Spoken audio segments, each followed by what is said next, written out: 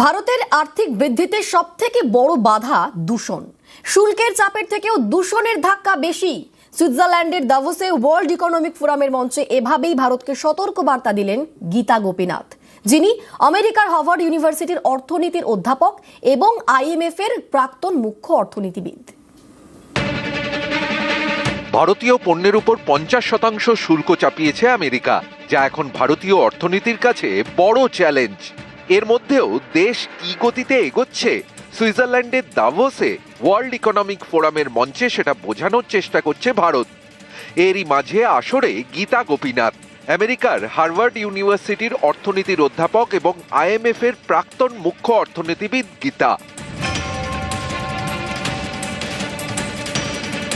গীতা গোপীনাথের মতে, ভারতীয় অর্থনীতির সবচেয়ে বড় বাধা দূষণ। শুল্কের সমস্যা আলোচনা করে মিটিয়ে নেওয়া যেতে পারে, কিন্তু পরিবেশ দূষণ অর্থনীতিতে যে ক্ষত তৈরি করে তা গভীর এবং দীর্ঘমেয়াদী। ভারতের আর্থিক বৃদ্ধিতে দূষণের ধাক্কা শুল্কের প্রভাবকেও ছাপিয়ে যাচ্ছে।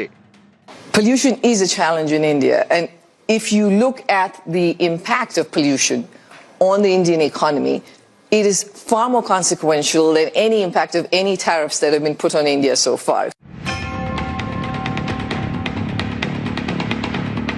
হার্ভার্ড ইউনিভার্সিটির অর্থনীতির অধ্যাপক গীতা গোপীনাথের মতে, দূষণের জেরে শুধু পরিবেশকে মূল্য চোকাতে হয় না, দেশের আর্থিক বৃদ্ধি, উৎপাদনশীলতা এবং নাগরিকদের স্বাস্থ্যেও প্রভাব পড়ে।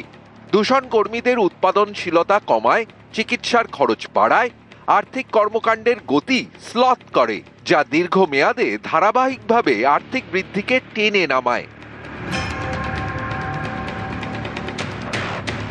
ভারতের দূষণ যে কোন পর্যায়ে পৌঁছেছে পরিসংখ্যান দিয়ে তা তুলে ধরেন Gita.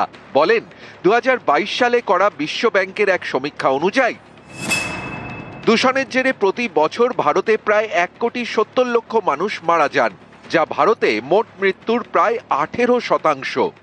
I think even from any international investor's perspective who's thinking of coming in and putting up a shop in India, if you have to live there and you have the environment is not of the kind that you feel that, okay, this is going to be consequential for your health, it holds you back. And obviously, not to say, but all the Indians that are living in this kind of pollution. So addressing that on a war footing is critical. I mean, this has to be a top mission for India. ভারতে দূষণের প্রায় মুখ হয়ে উঠেছে নয়াদিল্লি। দিল্লি দিলে দূষণের বিষ। এর জন্য এখন বিজেপির দিকে আঙুল তোলে বিরোধীরা, কারণ তাদের যুক্তি, কেন্দ্র, রাজ্য এবং দিল্লি পুরসভা সব জায়গাতেই তো ক্ষমতায় বিজেপি, তাদের তো দায় নিতেই হবে, যা মানতে নারাজ পদ্ম শিবির। দূষণ নিয়ে এভাবেই ভারতে চলে তরজা। এবার সেই দূষণ ইস্যু ওয়ার্ল্ড ইকোনমিক ফোরামের মতো আন্তর্জাতিক মঞ্চে উঠে এলো। গীতা গোপীনাথের মতো অর্থনীতিবিদ সতর্ক করে দিলেন ভারতকে। বাজার অর্থনীতির সাথে পরিবেশ কিন্তু ভীষণ একটা ইন্টারকানেক্টেড বিষয়। এটার পুনর্মূল্যায়ন বারবার করতে হবে। আমরা হয়তো ভাবতে পারি এটা প্রাথমিকভাবে অনেকটা বেশি খরচা, কিন্তু এই বিনিয়োগটা আমাদের ভবিষ্যৎ প্রজন্মকে কিন্তু অর্থনীতিভাবে অনেক বেশি চাঙ্গা রাখবে। নিউজ 18 বাংলা।